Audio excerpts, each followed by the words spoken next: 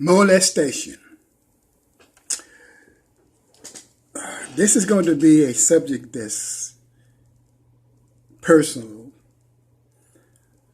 I'm going to give you a personal testimony of what happened to me when I was a young child back in, I think it was 1960, 61, 62. I was a young boy. I was not a teenager at that time.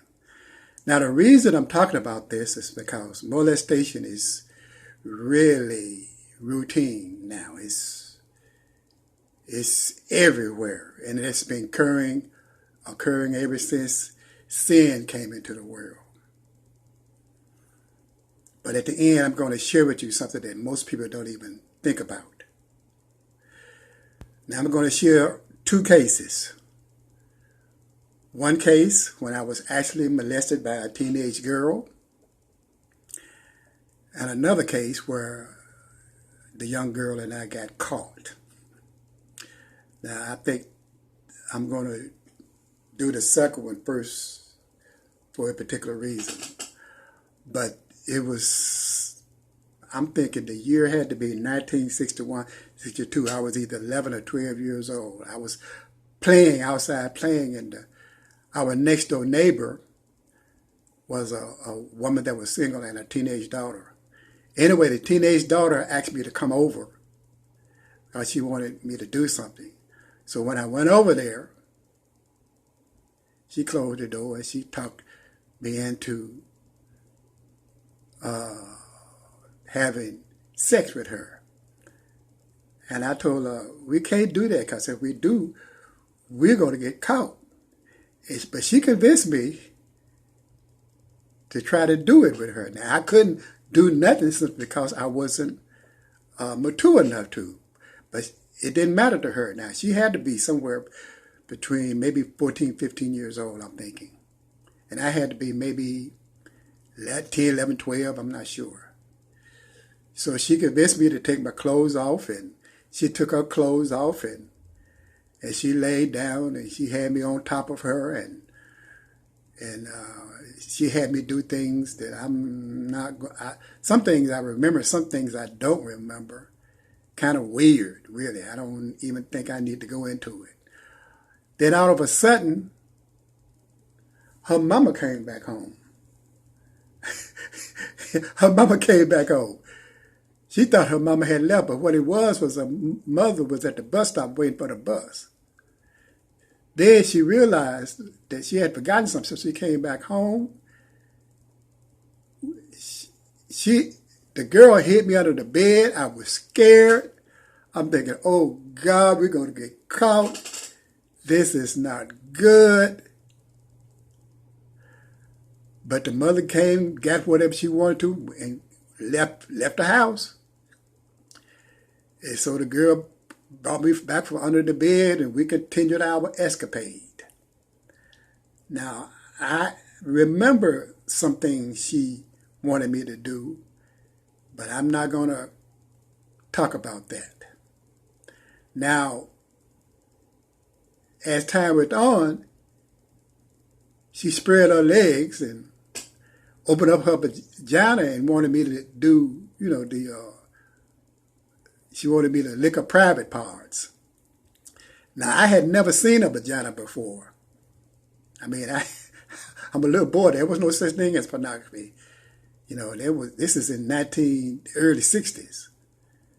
And when I saw it, I'm looking at this strange thing between her legs, and I'm, wrinkles and all that stuff, and I'm thinking, this is her pee-pee, and she want me to put my mouth on it. And in my head, I'm thinking, So I remember what I told her, and I am not going to tell you what I told her. People, this was almost 60 years ago. And I still remember what I said to her. I do. And she kind of looked funny, and she said, well, okay.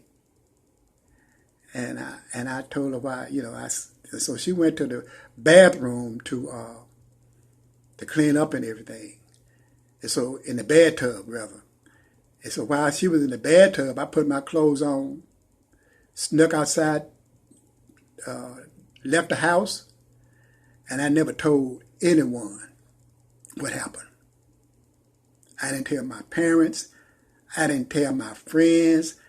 You know how boys at that time, I said, man, me and this girl got together and we did it. We didn't really do anything. I mean, we rubbed. That's about it. And some other stuff that I'm not going to talk about. But I didn't tell no one. A lot of 60s, 70s, 80s, 90s, 2000, 2010. I didn't tell no one. I told my wife last year. Yes, last year when I was 68 years old. I'm 69 now. Now the next occurrence was in Mississippi. My parents sent me to live with my grandmother when school was out. So I lived a country life for 3 months out of the year. Anyway, I left my home and went over to play with my male friend who lived across the railroad tracks about half a mile away from my grandmother's house. But when I went there, he wasn't there, but his sister was there. Well, anyway, his sister said she wouldn't mind playing with me. So anyway, she took me to the outhouse. Now, the outhouse is the outdoor toilet where a hole is dug into a ground, a deep hole, and that's where you do your number 1 and number 2 in. And when it gets up to a certain level, lime is put over it. The outhouse is picked up and another hole is digged and the outhouse is put over that. Now you have a single-seater outhouse and a double-seater outhouse. Theirs was a double-seater outhouse. So this young girl took me, her name was Alice May. That was many years ago. You don't know what I'm talking about. She said, come on, we're gonna do it. I said, no, we can't do that. So she pulled me to the outhouse and she took off her clothes. And she took off her clothes and said, take your clothes off. I said, Alice, man, we can't do it. We're going to get caught. She said, oh, that's all right. I said, your mama going to catch us. She said, no, my mama is too busy doing something else. So she pulled her clothes off and she had me pull my clothes off. Both of us was butt naked. She laid down on the floor of the outhouse and I'm standing over her. And she spread her legs and she said, and she pointed between her legs and she said, stick it right there. I said, where? She said, stick it right there. I said, where? She said, stick it right there. I said, where? All of a sudden I saw a shadow move across the door. Now I kept saying where because I didn't know where to stick it. I had never stuck it anywhere before. So I'm just standing saying where?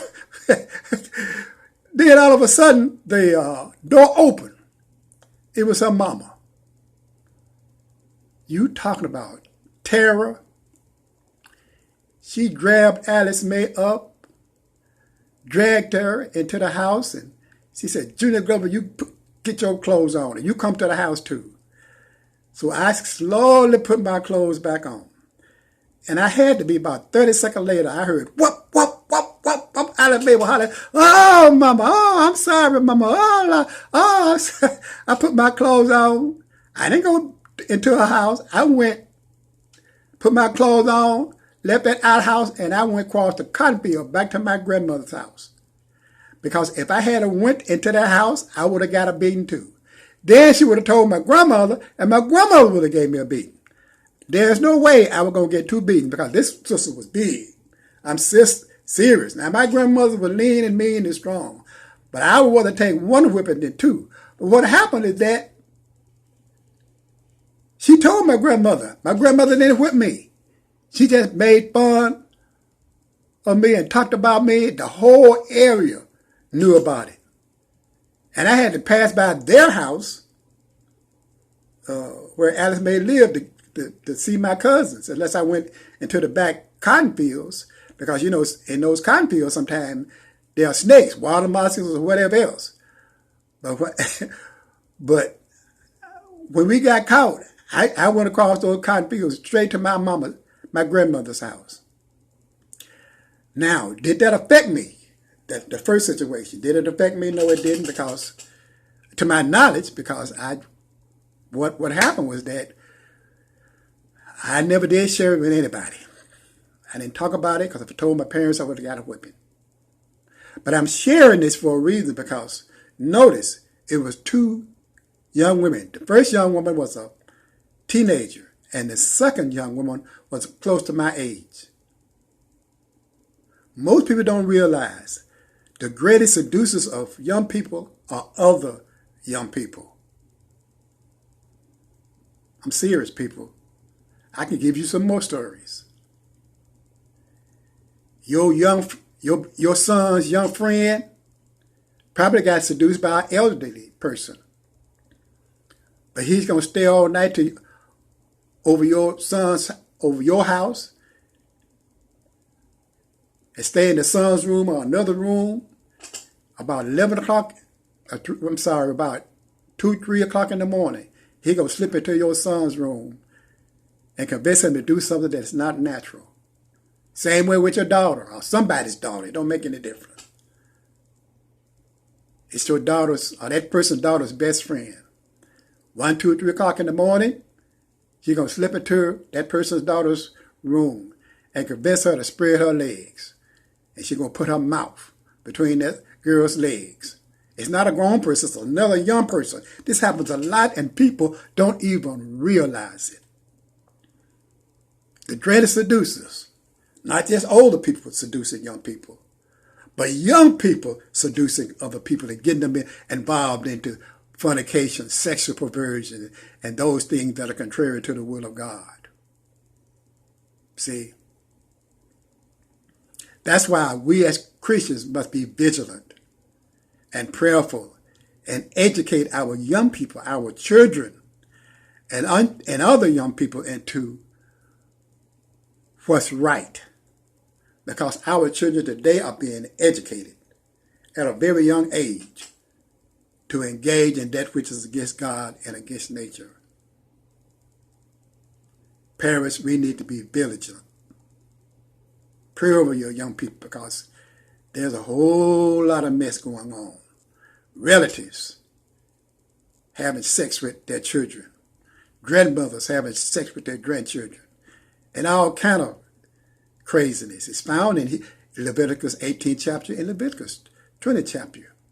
We just quoted on homosexuality, but there are dozens of scriptures about this and other things. Christians, pray and be diligent. And the scriptures clearly tell us to be wise as serpents, but harmless as doves. God bless.